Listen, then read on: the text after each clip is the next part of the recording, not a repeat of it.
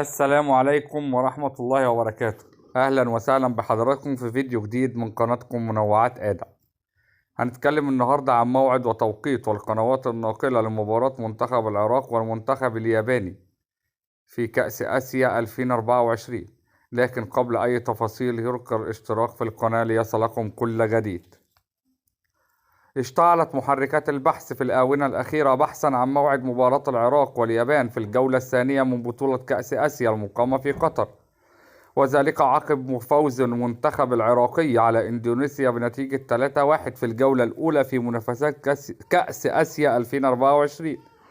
ومن المتوقع أن تكون مباراة قوية جدا، وسوف تشهد على عدد كبير جدا من الجمهور العراقي المحب لكرة القدم، فهم يترقبونها بفارغ الصبر آملين أن تكون النتيجة مفرحة وإيجابية ومحققة لآمالهم العريضة.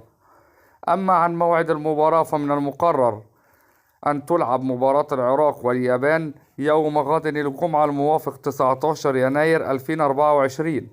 أما عن توقيت بدء المباراة فسوف يكون في تمام الساعة 1:30 مساء بتوقيت القاهرة، والساعة 2:30 مساء بتوقيت مكة المكرمة والعراق.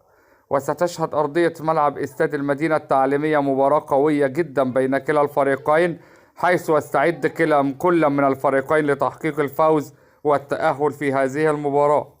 وسوف تنقل المباراة عبر قناة اس سي سبورت 1 السعودية وقنوات بين سبورت الرياضية المشفرة، نظرا لأنهم حازوا على حقوق ملكية نقل مباراة كأس آسيا.